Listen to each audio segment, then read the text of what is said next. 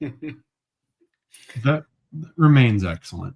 It, I it mean, is, and the shortened version is actually it goes well. it does. It does. It's just enough. It's a little teaser. Will kind of get you involved. So before we get started today, I have a story to share with you. Lord, Um, and we so waited till we got on air, so it better be good. yes, it is. So everybody, pull up a chair, take a shot and listen. Um, so this past weekend, we celebrated my wife Kaylee's 30th birthday, or her 25 plus Okay. 25, 5 times removed. Um, we decided to stay the weekend in the party capital of, well, at least Louisiana, New Orleans. Um, we stayed at Hotel Saint Marie, and I think it was Saturday, so it might have actually been her birthday. We walked out of Hotel Saint Marie, and we were going to go, do all the things that people in New Orleans do. And we immediately walk outside, and we are immediately met by a Navy veteran. This Navy veteran was walking his dog, to which, of course, both Kaylee and I, being animal lovers, we both sit down, we do all the things that normal people do, like, oh, can I pet your dog, this, that, and the other. And I did not learn this Navy veteran's name, but I did learn his dog's name, because we were like, that's just, you have such a sweet dog and everything. And he goes, oh, he's such an asshole. And he said, well, do you want to know his name? And we're like, yeah. And he goes, you ready? And we're like, yeah. And he goes, damn it. That's And he good. goes, his original name was supposed to be Handsome Harry. But he didn't know who the hell Henry was, because every time he was a puppy, he'd jump onto something, and I'd say, damn it, Henry, get down. So he'd only respond to damn it. The people of New Orleans. Hey, careful. No, this is a compliment. There are no other breed like it. They're That's true. strange, they're fun, they're exciting, and they name their dog, damn it. And they're your co-host. All right. Yeah. Oh, goodness. Ah, there you go. Well, that was historical, to say the least. something. Something. It was yeah. All right. Thank a veteran pet a dog. Let's segue. Yeah. Well, anyway. So that's not how we wanted to kick off the series. No, but you know what? Here we are. We've been hard at work and riding in the saddle quite a lot this week. I think now this is the third night in a row. We have one more night of recordings, and then I have a series of edits and changes and enhancements to make and sound editing to do. And then the Gettysburg series will be out there for all the world to see and to hear. And speaking of seeing it, if you're watching on YouTube, remember, like and subscribe. Because if you're not liking this page and you're not subscribing this page, or you're not commenting down below, you're not helping. You're just another view. And we need you to really help keep those numbers out there, help circulate this channel and grow, right? We're an organic growth podcast. We've always kind of prided ourselves on. So be sure to like and subscribe.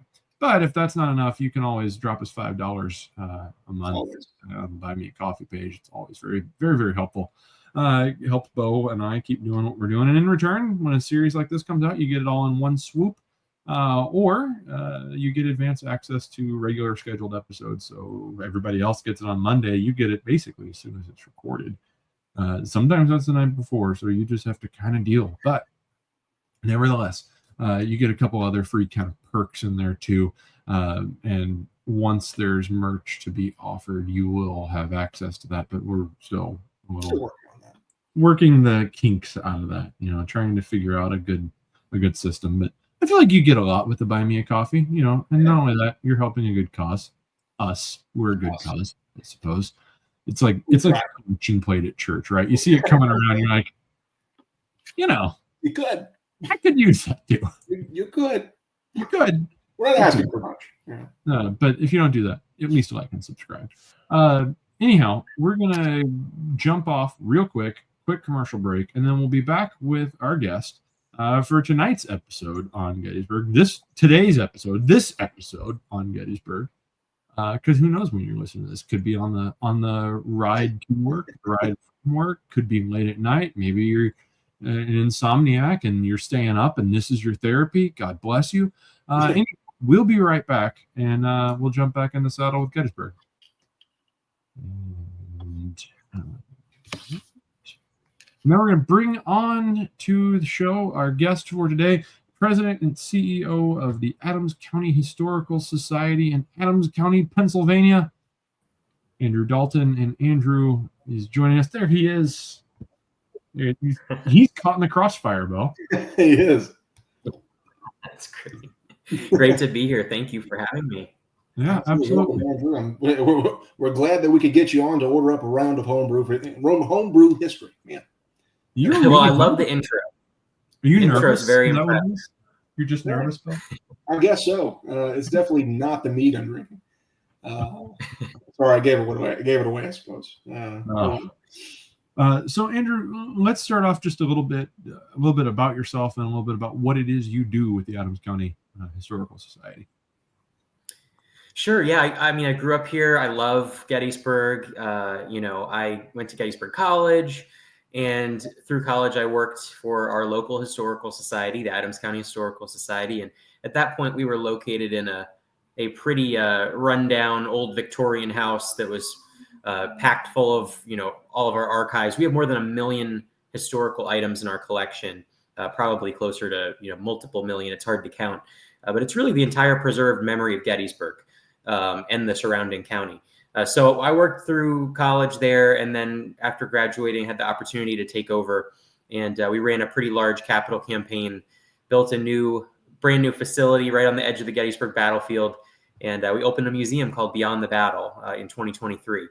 And here we are. We also helped launch a film festival with Ken Burns called the Gettysburg Film Festival, and has also taken off. And we also own a beautiful downtown museum that we just recently acquired, the Shriver House on Baltimore Street, which is literally caught in the crossfire. I'm sure we'll return to that term a couple times. But I love the place, and I'm committed to all the exciting things that are going on. There's never a shortage of events or opportunities in Gettysburg. Kind of feels like we got the title for the episode figured out. It's going to be called Crossfire. Perfect. I imagine that Gettysburg's got to hold a special place, in your heart, and it seems that, Gettysburg is, and we were kind of talking about this in the pre-show, but it's so unique that Gettysburg went from almost nothing to the center, of everything. So Andrew, what does Gettysburg mean to you? Well, a lot of things. I mean, personally, it's home. I spent my childhood, with my dad walking around on the battlefield, climbing on cannons. You can bleep that part out for the National Park Service. And I just on the grass or right. Grass adjacent? That's a big question. There may be some photos of me, climbing, but it's a remarkable place. As you know, it's 6,000 acres of beautiful open ground with thousands of monuments and millions of stories. I mean, if you really look at what we know and what we don't yet know, it's just an unending resource of information and knowledge and inspiration. I've always loved history, so I don't know where it came from, but I was just connected with it early on, and I think finding kind of the stories that have not yet been told is my passion, and I'm always looking for what's next and how can we find the next best story. And so on that level, it means something to me, it's very personally, because this is where I grew up, but it just means a lot to me as an American. I think Gettysburg has a lot of lessons to teach still. This is the place where democracy was saved, a republic was saved. I had history teachers who said the country was founded in Philadelphia and saved at Gettysburg, and it's kind of cliche, but it's true. And I think all the connections with Eisenhower, with Lincoln, with the battle, of course, and then some of the early history, and it's a place, I think, unlike any other small town in the country. Just the layers of history that you can peel back. And so, I think Gettysburg really, can bring people together too. It's a place where Americans can see some commonality and empathize with the stories of these incredible heroes that fought and died here, and the incredible Americans that used Gettysburg to advance their own understanding of leadership, like Eisenhower in particular. So I'm into all of it, and it really is special to me.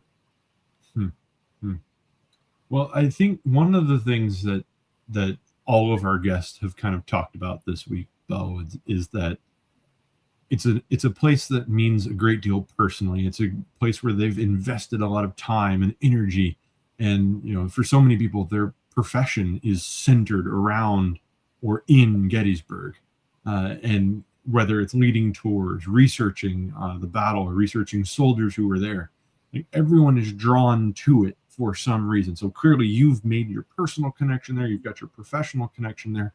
But then in 2023, you get to open up this museum, and as the president and as the leader of this organization, you get to kind of shape what the interpretation is going to be there. So when people show up at the Adams County Historical Society Museum and they walk into Beyond the Battle, is the expectation that they're going to find a lot of, order of battle and leadership charts and regimental histories and left, right, and left? What should people think, right? We talked about this in the pre-show. Sure. That's not the direction. If you want that, listen to another podcast. Yeah, it isn't, and I think that there's a really underappreciated story here, and that is that this was a community and is still a community. And sometimes visitors will come and ask, where was the battle fought? And they're expecting some like cordoned off piece of land where somebody just pointed to it and said, the battle's going to be fought in this acre. But it happened in people's backyards. It happened on their farms. It happened in their homes in some cases, like the Shriver House. And there were residents of Gettysburg who were killed, wounded, captured, died of disease after the battle because of the conditions. So I was initially really hooked on the idea that, like, this is a humanitarian crisis in a very small town, overwhelmed by hundreds of thousands of soldiers, tens of thousands of casualties. And you have like 2,000 people living in the middle of all of this who had no idea what was about to happen. And during the battle, had no idea what the outcome would be and had no idea whether the town would still be standing at the end. So I think that human interest story, that is how we really frame the museum. We lead visitors up to the battle. We tell the story of the battle through their eyes. And then we talk about how that was just a transformational event for the community, and everything after it, rippled out from the battle. Tourism, commercialism, the industries that developed, the railroad coming through, all of it happened because Gettysburg was on the map. Not just for the battle, but because of Lincoln and, the Gettysburg Address, which I think early on there was perhaps even more appreciation and emphasis on Lincoln and the address than there is today. So there's all these layers, and then of course you throw in another president, Dwight D. Eisenhower, later on. But our museum is called Beyond the Battle because it takes you on a journey through time from literally the earliest human inhabitants of this area of Gettysburg through the founding of the town, the years leading up to the Civil War, of course, the battle, and then what happened in the century and a half after. So, Andrew, can you tell our listeners a little bit about the town of Gettysburg prior, or at least the lead up to the American Civil War? What's the town like? Especially the lead up, to the American Civil War. Obviously, people are politically on pins and needles. They know something is coming. They just don't know what. So what exactly are the people of Gettysburg experiencing in the pre-war years?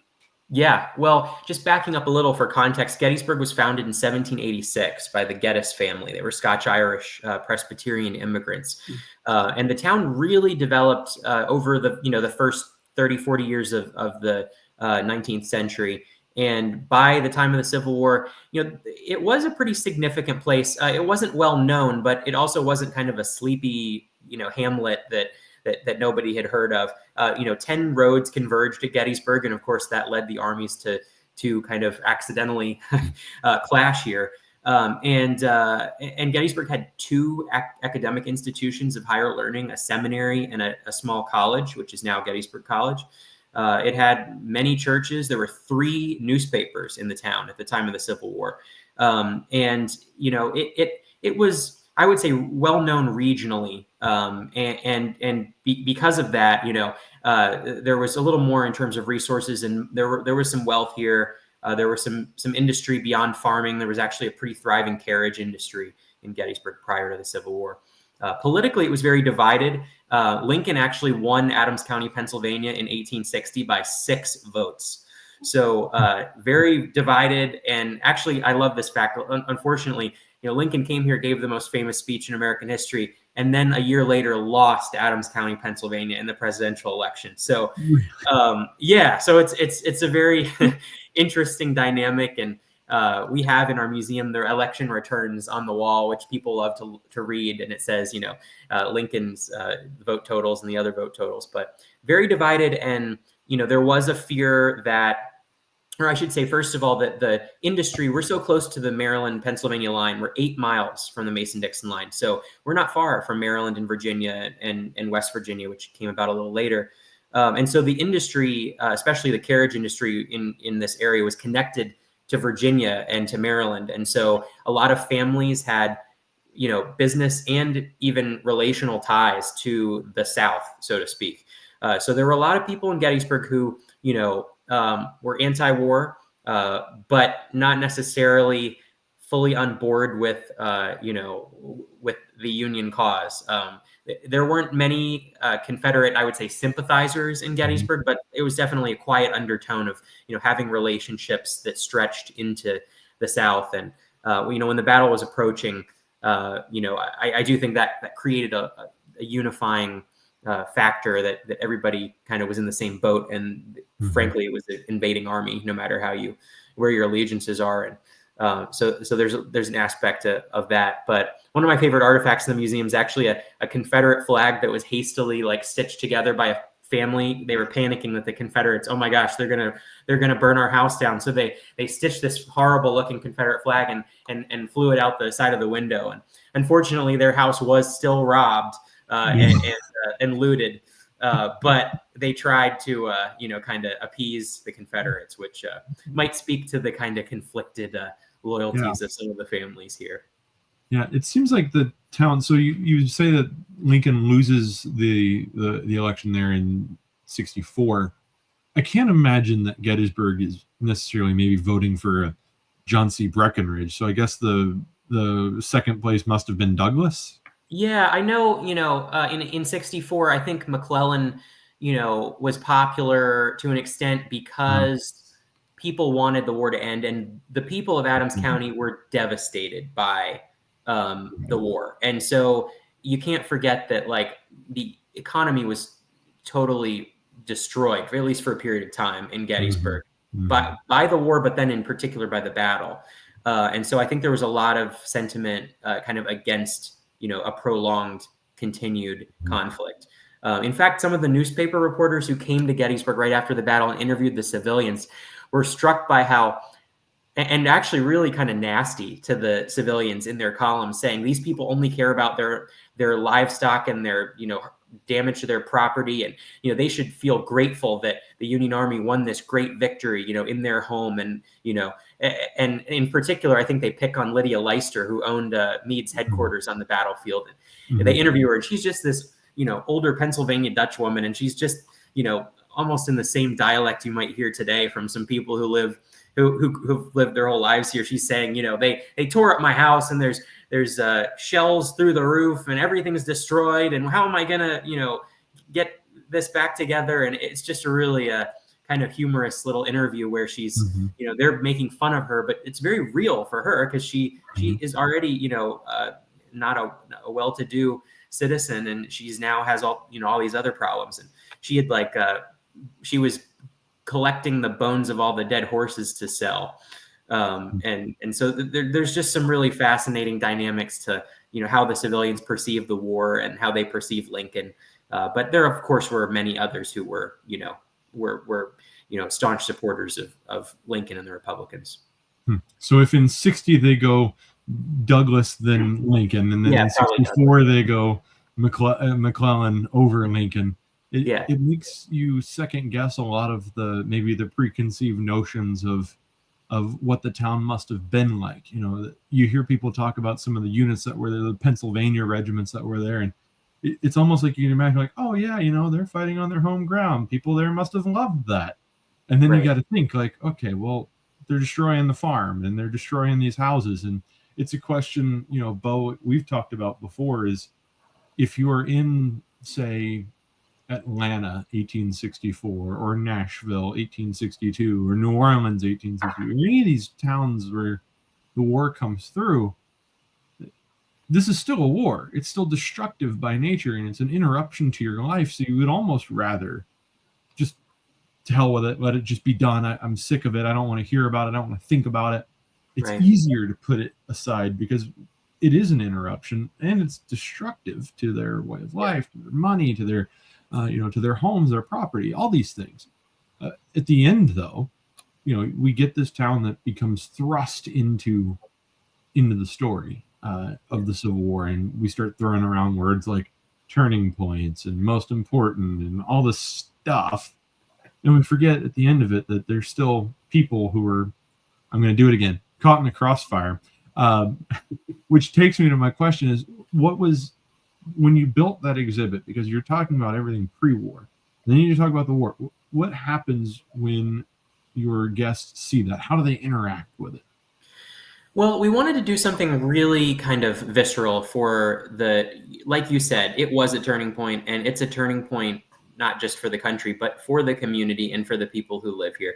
They all had to go through it. And some of them were able to get, away. Some of them stayed in their homes and weathered the battle. But we wanted to give people a real sense of the fear, because I think I mentioned earlier, they had no idea what the outcome would be. And that's something I think we take for granted in history quite a bit, is that, we know the story, we know what happens. They did not know what happened. And you have to sort of adopt that mindset, I think, when you're thinking about the terror and the anxiety of the local families. And it's true in any war zone, really, where you have people trapped or displaced. But we wanted to create an experience for people where they could actually enter a home that is caught in the crossfire. That's what we call the experience. And we really didn't want to pull any punches in terms of authenticity. We went out to a shooting range. We recorded firing rifles and cannons, and actually with live, projectiles. We put microphones downrange to capture the sounds of the impact and the sounds of the movement of the projectiles overhead. We've shot through wood and they even shot through deer flesh to get the very morbid sound of a bullet striking, a living thing. It was really, I was listening on the headphones, and it was just like breathtaking. I mean, I had never, you read about it, you might see it in movies, but when you actually hear it yourself, like it's stunning. So we took all that sound, and we got some really excellent, museum designers to help us with the lighting and the programming and everything. And my good friend, Jeff Shera, local and nationally known author of historical fiction, wrote the script that you hear of a family hiding below you underneath the floorboards in the cellar. And he actually took a lot of real letters and diaries from our collection and created that. Every time you go in, you kind of hear something different or see something different. And I like to tell people, if you go in there and close your eyes, you really are as close as anyone can come to understanding what this was like for people. The floorboards shake, there's people, crying and yelling and praying. And it's just, it's been well received. Kids, younger visitors especially, really have found it engaging and exciting. Some people find it a little too much. We've actually had some veterans with PTSD who, have come out a little early, but they've still appreciated the intent and the effort to make this real for people. And then really, I think the most moving aspect of which we didn't expect or predict at all, was we've had a lot of people come out and really kind of empathize with other people around the world who are living through war, that, oh my gosh, this must be what it's like to be in, like, in Ukraine or in, Tel Aviv or in, Gaza, anywhere where there's active violence, and there's families who want nothing to do with that violence, that are just trying to keep their loved ones safe. And we've had people from those areas. Actually, we had a refugee family from Afghanistan, and I'll never forget, hearing about, the docent came to me and said there were some kids in there today, and they said this sounds a lot like home. And I asked them what they meant, and they said they were from Kabul. And so, it's just really, that was not intended. And I'm really happy that people are coming through there, and, at least some come out in tears. And, it's really, that was so rewarding to have see that kind of a reception to something we worked hard on. And, that moment, we have it captured through hundreds of letters and diaries and newspaper articles, but nothing comes anywhere close to being able to actually sit in a room with it. And that's by far the most popular feature of the museum. And it really is kind of the turning point of the museum, where you come out of there and you're in the aftermath, and you see artifacts that have been scarred by bullets and shells. And the back wall of our immersive experience, actually, we had the museum designers destroy it with bullet holes and artillery shell holes. And we actually embedded real Gettysburg bullets that were found on the battlefield into the wall, so people can touch the real relics. And so we kind of cap that off, and then it transitions right into the, there you go. Yeah, there's a picture of it. It transitions real well too into the next section about kind of, the burial of the dead, Lincoln coming here and dedicating the cemetery, the power of the Gettysburg Address, and then off to the races with all the tourism and commercial activity that happened in the 150 years after. I mean, I'm just absolutely baffled, and I told this to Melissa last night when we recorded our episode with her. I said, I have got to make it to Gettysburg. I've been everywhere but.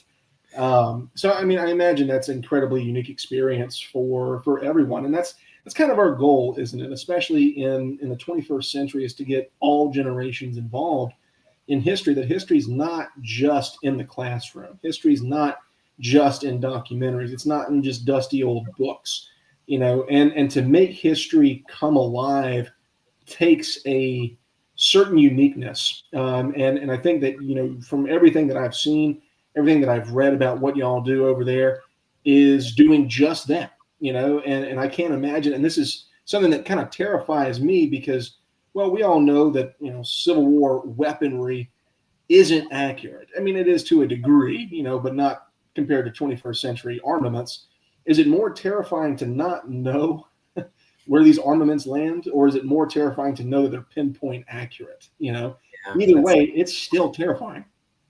That's such a good point. Yeah, I mean, that is something. There are still many houses in downtown Gettysburg that have incredible scars from the battle, including the Shriver House Museum, which has an authentic sharpshooter's nest in the attic, where we actually know from firsthand accounts that there were at least 2 Confederates killed in the attic, shot and killed through the little holes, the attic window, or the holes they had poked through the brick with their rifles to fire at the Union Army and the Union line on Cemetery Hill nearby.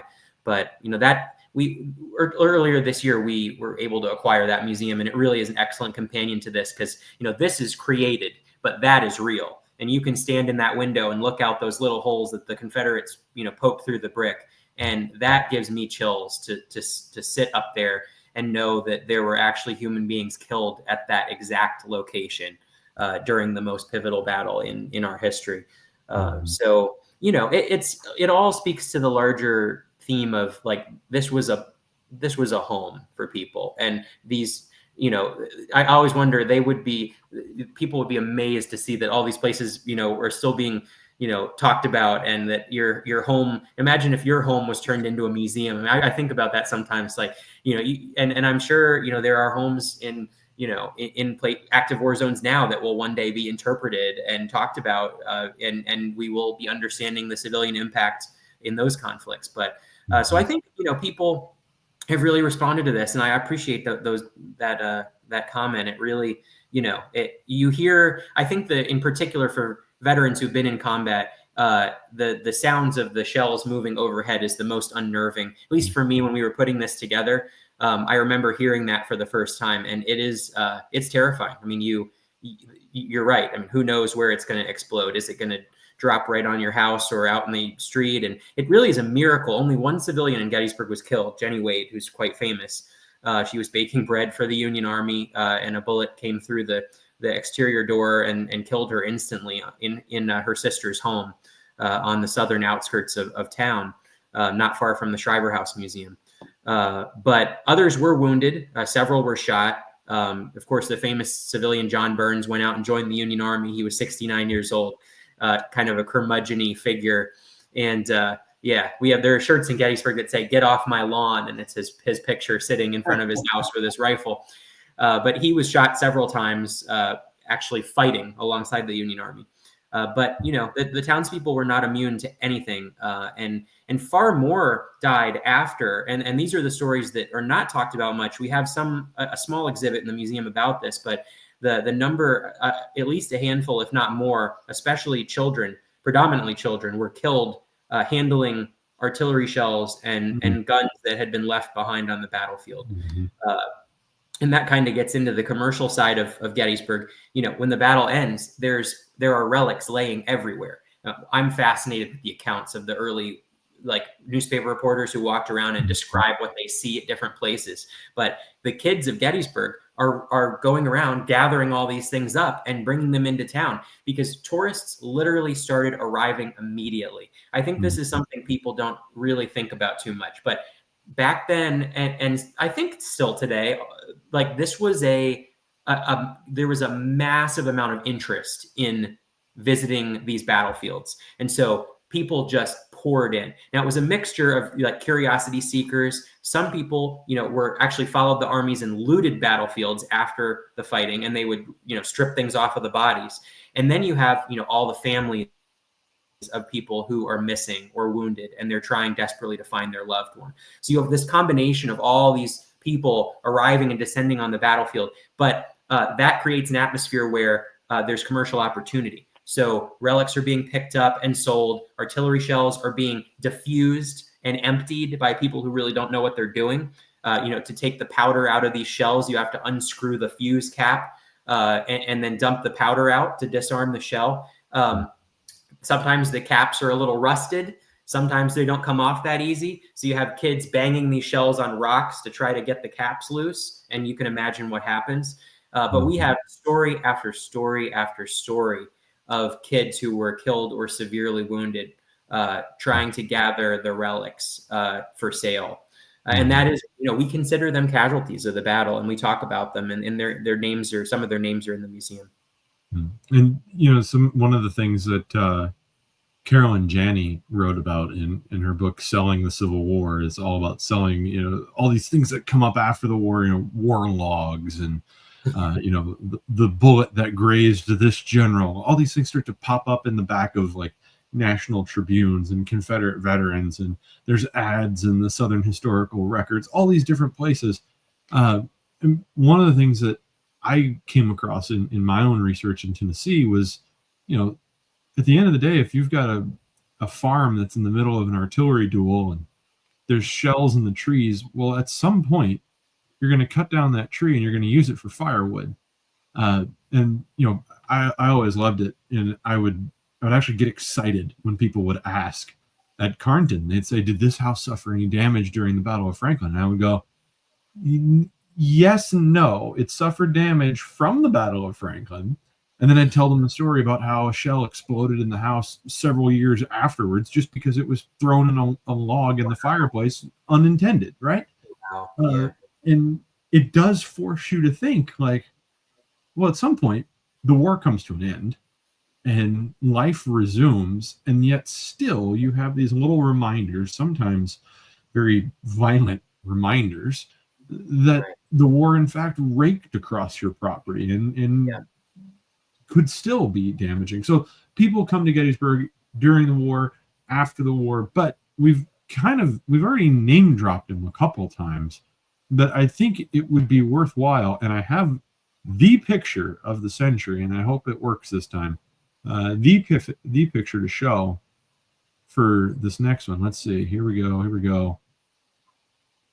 because it has to be with this man and this man alone.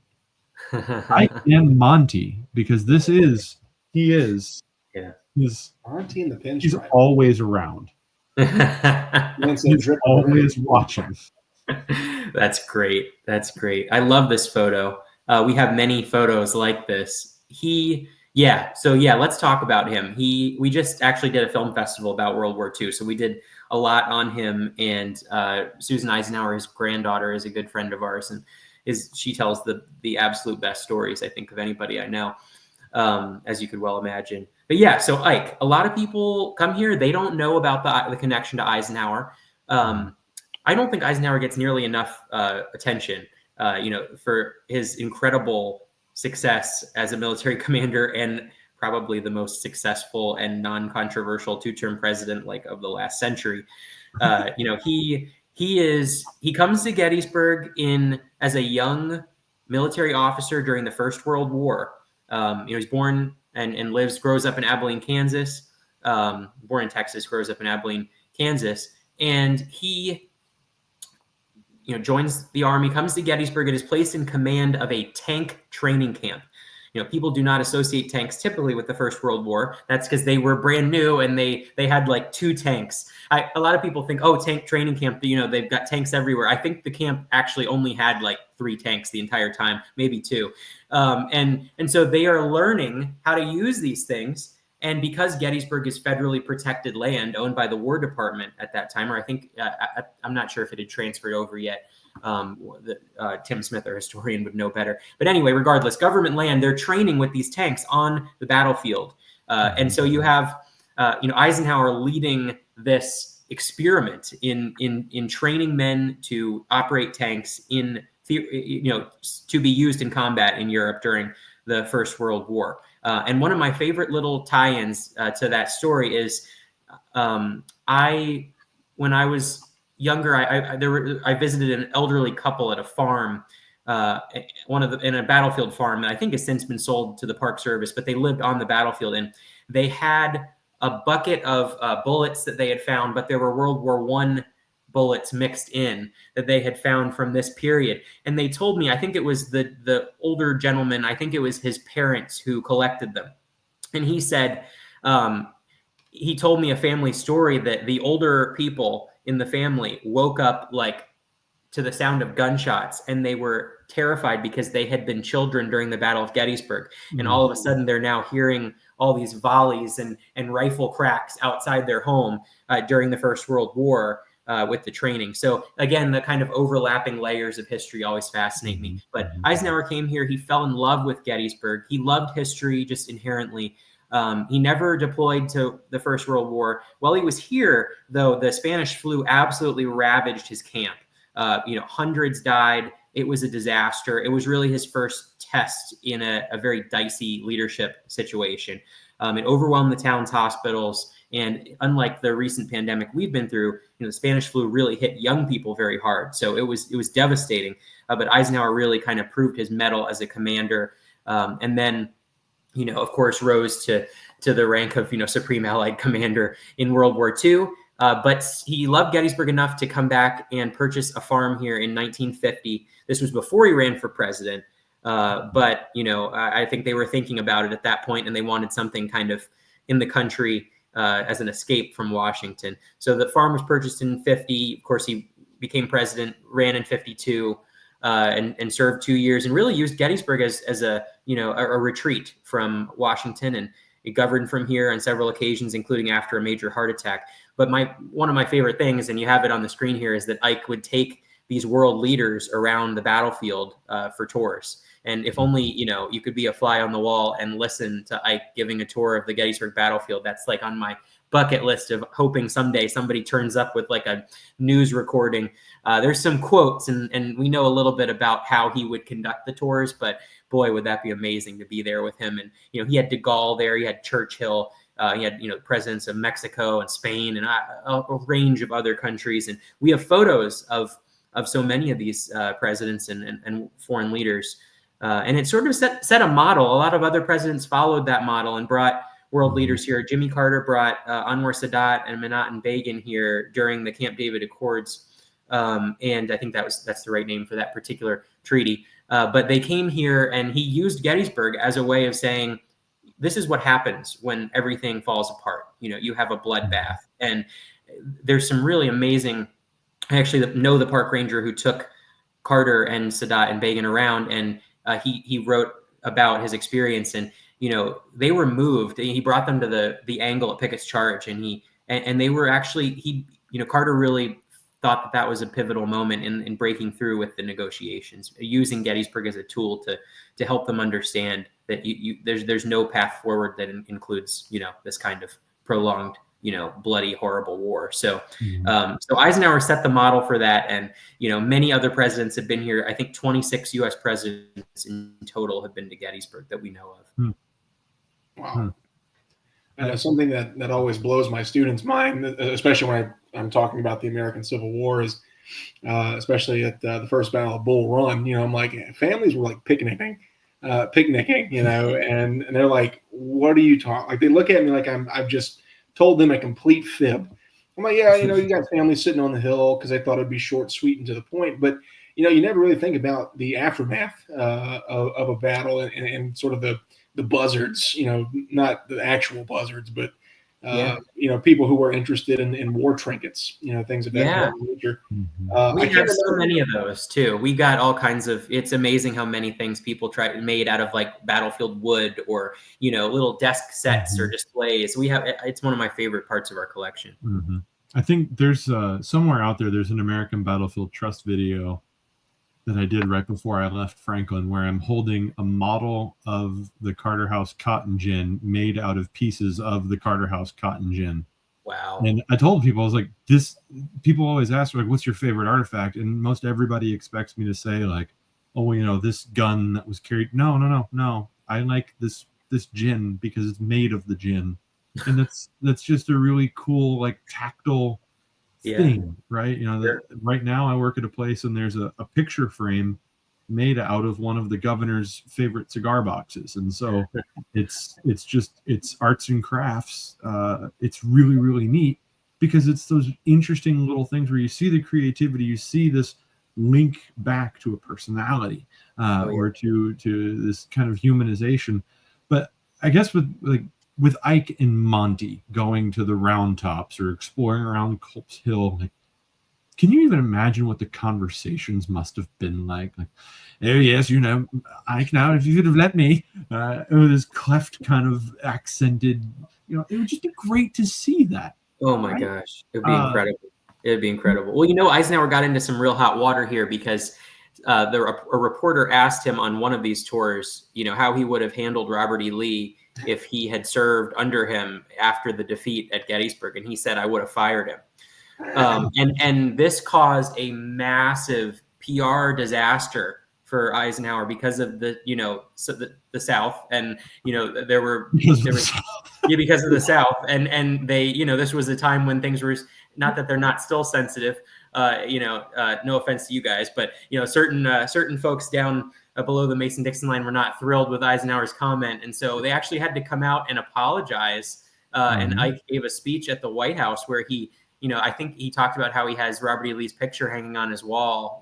So they he walked that one back. But I agree that if we knew what these people talked about, it would be just I would kill to know.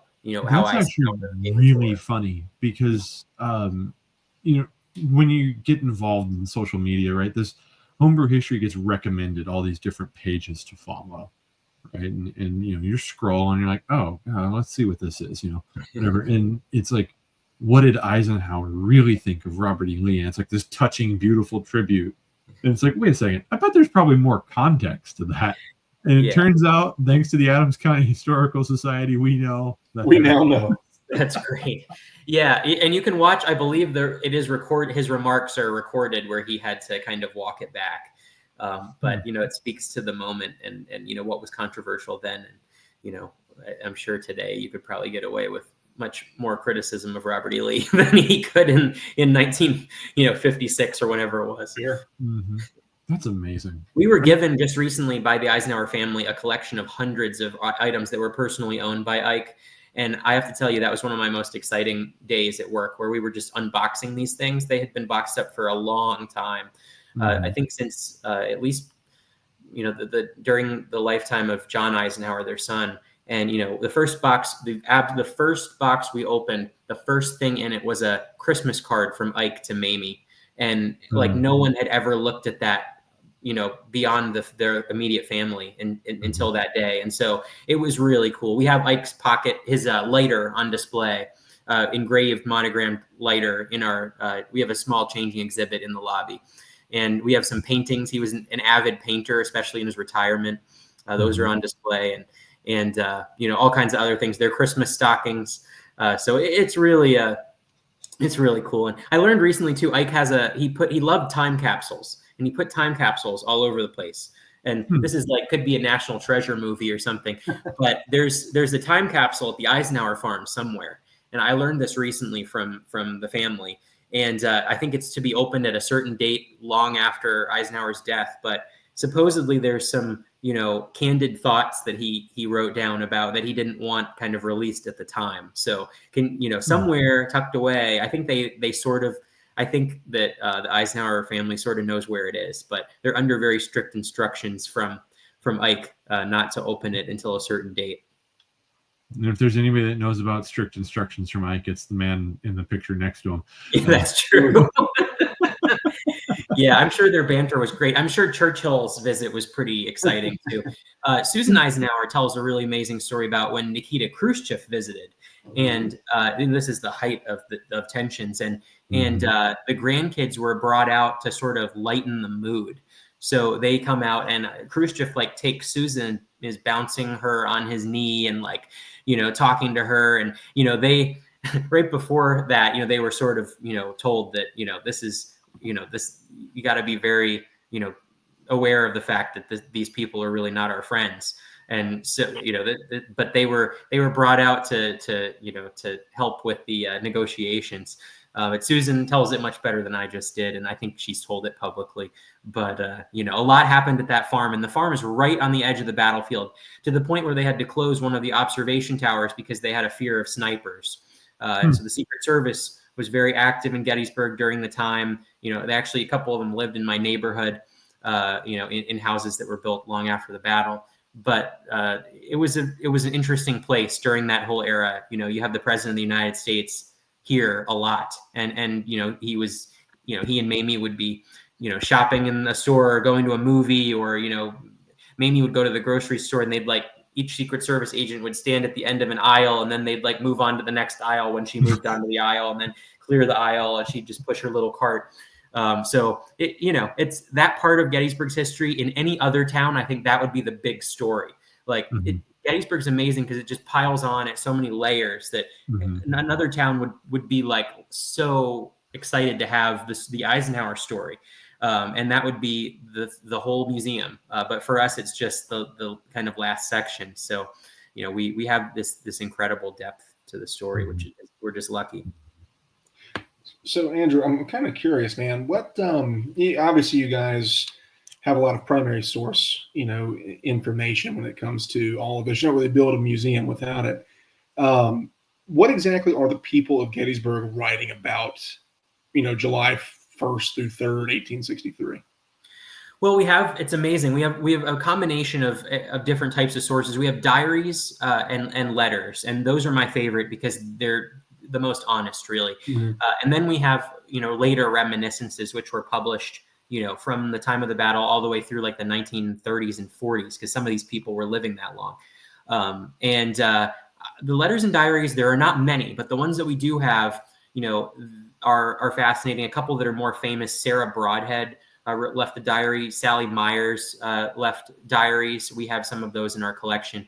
And we have a letter. I think my favorite account from the immediate aftermath is an account by John Rupp, who his house was and tannery were located on Baltimore Street near the Shriver House. And he's writing a letter to his sister a few days after the battle, maybe a week after the battle. And we have the original letter in our collection on display. And the letter is just unbelievable. He's talking about how he hid in the cellar of the house, and the Union Army was in the backyard and the Confederates were in the front of the house, and they were shooting through the house at each other. And he says he comes up from the basement when the fighting ends, and he's picking up like bucketfuls of bullets that are just scattered around the floor of like the living room, and cleaning up after, you know, the battle. So I mean, that's the type of thing. I mean, they all talk a lot about the aftermath. You know, they don't really, most of them don't see the battle. They see the Union Army's retreat through town, which is the moment we capture in our immersive experience. So they're very aware of the fact that, you know, the Union Army has fallen back through the town. The Confederates have captured the town. At that point, they're mostly, you know, sheltering in their cellars. And then July 4th is kind of the liberation day. The Confederate Army, you know, has retreated back to Seminary Ridge, and they're beginning their retreat back to Virginia. And the Union Army marches back into the streets of Gettysburg. And there's kind of a cautious but, you know, relieved greeting where the civilians are kind of slowly coming out of their houses. And one teenager named Daniel Skelly grabs this giant flag and throws it off the side of the roof at the store where he works as the Union Army is marching into the streets. And we actually have that flag in our collection. Oh. And it's one of my favorite artifacts. It's huge, so we actually didn't have room to put it on display. But maybe one day we'll figure out some way to display it. But anyway, that they're writing about, you know, I think predominantly their accounts are focused on, or at least the parts that are most memorable to me are about the aftermath, the cleanup, the devastation, the illness in the town after, you know, contaminated water sources, having a lack of resources, and the fact that every single structure virtually was taken over and used as a hospital. You have like 20,000 wounded soldiers in this town. Everything became a hospital. I think from a civilian, the whole town was one vast hospital, something like that. So that, I think, also is something that they really write about a lot. And a lot of them made connections with the soldiers and ended up writing to the families and helping the soldiers kind of reconnect or, you know, or pass on news to their loved ones, or vice versa, helping loved ones who arrived in town try to find either a body or, you know, a hospital bed with their loved one. And of course, communication at the time, you know, the telegraph lines had been cut off, so it took a while to really establish communication. But, you know, for predominantly they're writing letters, and so very few of these things have survived. But the accounts are really amazing, and I especially love the accounts of the kids because, and most of them are writing later, but they tend to be much more honest because they're remembering it kind of in a more visceral way, and in particular, the accounts of Lincoln being here. One of my favorite things is, you know, there's a handful of accounts from kids who are maybe like between 10 and 20 who write about Lincoln, and what they are telling you is so different from all the newspaper accounts and accounts from older folks who are writing about the speech. And, oh, well, we didn't like that he said this, or, you know, this part was really amazing. And, you know, what, you know, Edward Everett really spoke for a long time before Lincoln. We were all really tired and getting, you know, the kids wrote about like what Lincoln looked like and what how he seemed sad. Like somebody said that, like in an account, and somebody said his face was lined and worn, and you could tell he was really like worn down. And like you look at the photo that was taken of him shortly before, and you can really see that. But just the perception of these kids, seeing him and taking him in, like as this like godlike figure that they've heard about for so long. People didn't really know what the president looked like. I mean, I think about that too. They might have had, you know, lithographs in the newspaper or maybe a photo, but to actually hear him and observe his mannerisms, like this was totally new for 99.9% of the people. And every time we find an account or I read an account of the Gettysburg Address, I'm most fascinated by how they are taking Lincoln in. Like what are they observing about him? And because that's really as close as we'll ever get to understanding who he was. You say that, you know, it's a new thing, you know, for people to experience, you know, the first time seeing, hearing, you know, President Abraham Lincoln. I don't know why it struck up this deep memory that Joey and I both share. Joey and I one time went to. God. Yeah, he knows. Joey and I both one time went to a Waffle House. Which, if you've never been to a Waffle House, just expect a men's gas station bathroom that sells waffles. Okay, now that you've gotten that, all right. So now that you're mentally, It's a little harsh, but it depends on which waffle. But it is a waffle home. This one in particular. It holds a special place in my very clogged heart. But I actually showed a picture of George W. Bush to our Waffle House waitress, and I asked her a question. I said, "Ma'am, have you ever seen this man before in your life?" And she says, "No, I don't think I have." And I said, "Well, me neither."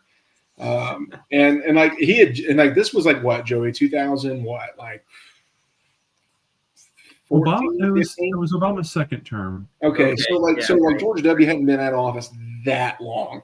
Yeah, maybe 6 years. So as things change, the more they stay the same, I suppose. But I imagine that's got to be a unique experience to see Miss. Yeah, it's funny. That reminds me of my friend Bill Fresnito, who's a pretty well-known historian, author. He likes to show people a picture of Eisenhower. He, in particular, anytime he meets a young person, he'll show them a picture of Eisenhower and ask, "Do you know who this is?"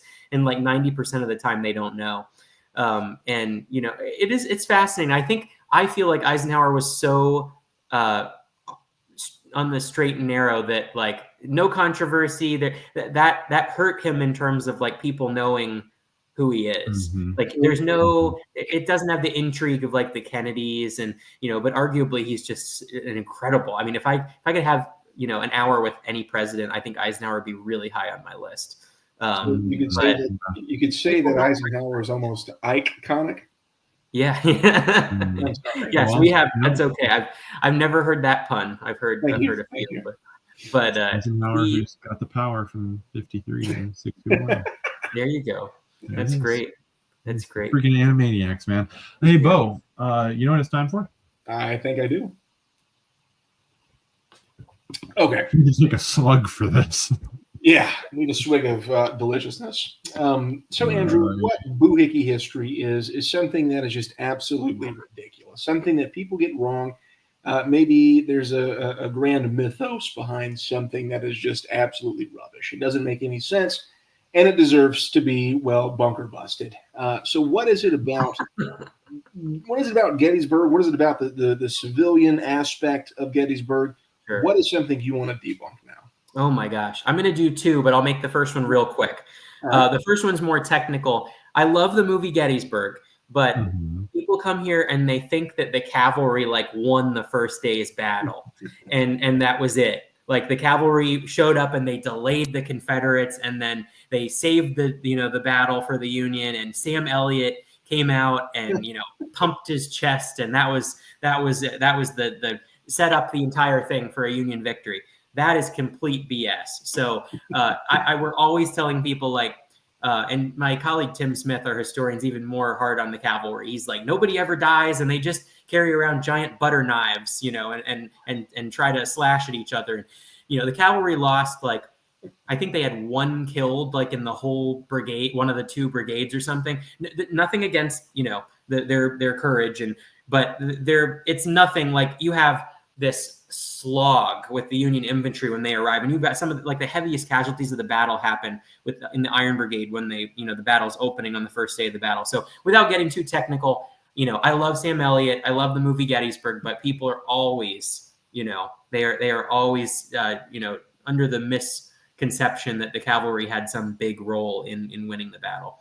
The second thing, the bigger thing, and I guess this can also be quick, is and I have colleagues who are in this industry, so I'm not personally going to go after them, but I've never seen a ghost. I am always asked about the ghosts, and you know, I've been in a lot of places that should really have ghosts. Like I was in the seminary building that was a massive hospital late at night, you know, almost by myself down in the basement. You know, it just nothing against people who believe in ghosts, but I feel like I should have seen one by now. I'm kind of offended if they do exist that I have not yet had an encounter.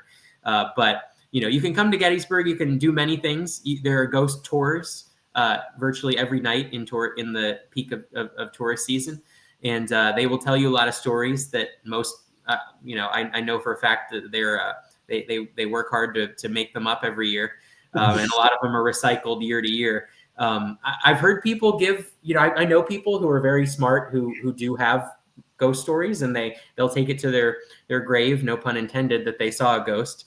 But I'm waiting for my ghost encounter. When I see a ghost, I'll come back on your show and I'll apologize for my the three G's, the three G's of Civil War historiography: ghouls, ghosts, and Gettysburg. That's right. Yep. That's right. Yeah. I've never been too big on the ghost thing. You're giving a battlefield tour and somebody's like, "Hey, look, the meter's ticking." Oh. Well, I'm going to tell one quick story. I think your listeners will enjoy it. We have a lot of researchers come in to the Historical Society, and over the years, we've had some come in with odd requests.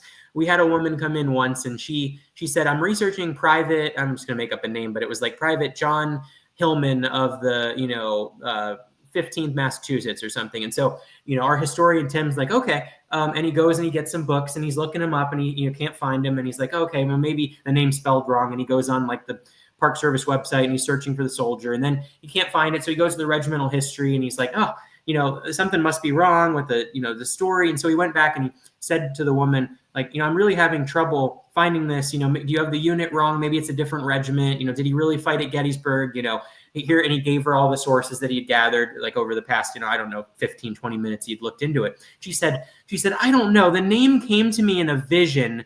I'm staying in this hotel and it's haunted, and his name was John Hillman. I'm sure of it. And so, we've gone on kind of wild goose chase sometimes to try to research these ghost stories. So we tend to tell people now in our archive, if they come in, that we do not research ghosts. That's great. I had to take my glasses off because I don't think I heard you correctly. Yeah. It's always, that's not the strange. We've had a lot of strange research inquiries, but sometimes we try to figure out quickly whether there's a ghost component, and that definitely impacts our, the extent to which we try to, help out. Oh, yeah. Goodness. Well, it is time for that favorite segment of our show. Andrew, we'll just go ahead and ask, what's in your cup? I don't drink much, so I'd rather give some recommendations. I drink tea, and I don't drink a whole lot else. So there's not there you go. Okay. Yeah. A good chamomile tea can, help me relax after a long day of ghost research. But I would recommend, though, if you come to Gettysburg, there's a couple places. One is absolutely legendary, the Dobbin House Tavern. They have an incredible bar, incredible restaurant, really great food. It's a Gettysburg classic. It's been in business since the 1970s, and it's in the oldest house in our town that was built in 1776, before the town even existed. It is definitely a must-see establishment. And we also have a brand new restaurant with an excellent bar called Sign of the Buck. It's just less than a block off of the town square, and they have all kinds of really great cocktails. They have really good lunch and dinner there. It's actually part of the Union Hotel, which is a gorgeous boutique hotel that's just been renovated and it is very popular with tourists and just vacationers, anybody really. And so those are the two places I love in Gettysburg. There are so many options; it's hard to narrow it down, but those are my recommendations. Joey, I'm going to ask you because I think you have a very similar drink. I was going to ask you because I wasn't, but yeah, sure. I'll go. Tonight's knowledge drop here is know that you are a child of the universe from my tea bag. But I'm having, it's chamomile, actually, chamomile and vanilla. There you go. Wow. I should have given you a heads up. That's I think the American Battlefield Trust makes a special tea too that they gave me some of it recently. I don't know if it's chamomile, but I liked it. I think it might have been a green tea. Yeah. Yeah. I'm a tea drinker. I feel like a snob anytime I say it, but that's no, I am on the other side of the brew. So like Bo usually does the alcoholic side. I do the non-alcoholic side. Go. That's great. And tea, coffee, those are all brewed. That's true. So I'm not out of line here. In hell, he gets away with it. I wrote the show. I edited it. I get to do what I want. There's a little star at the bottom. Well, we are talking about Gettysburg. We all know about George Meade, so I had to pour me a glass of Viking's blood mead, which is a wonderful. How many other bottles do you have for this week? Shush. Alcoholics go to anonymous meetings. I don't. I just record a podcast. Homebrew history. This is my AA. They actually make a Jenny Wade white in Gettysburg, so you'll have to a white wine. And poor Jenny Wade, she was shot and killed, and now she's on a bottle of wine. That's honestly, if that's how I'm to go, there you go. Put me on bourbon. Not the street, but yeah. Well, this has been really fun. I've enjoyed it, Bo. I think we've had a good time. Andrew, thank you so much. And of course, where can people find out more about the Adams County Historical Society? How can they get involved? Sure. We actually have a pretty simple web link. It's gettysburghistory.org. So if you check that out, you'll get information about our museum, about our new museum, the Shriver House, which is a museum that's been around for quite a while, but is now part of our network, and also the Gettysburg Film Festival, which is all of that can be accessed through gettysburghistory.org. Awesome. Very nice. Awesome. Thank Bo, you for having me. Yeah, absolutely. It's a pleasure. I think till next time, and we'll do this again tomorrow. We've got one more episode left in the can, I think, for this series, and we're ready to rock and roll. So again, if you want to hear all of these all at once, become a member on the Buy Me a Coffee page. You find the link down below. You'll also find the link to the Adams County Historical Society down in the comment section below. So be sure to check them out and let them know that Homebrew History sent you.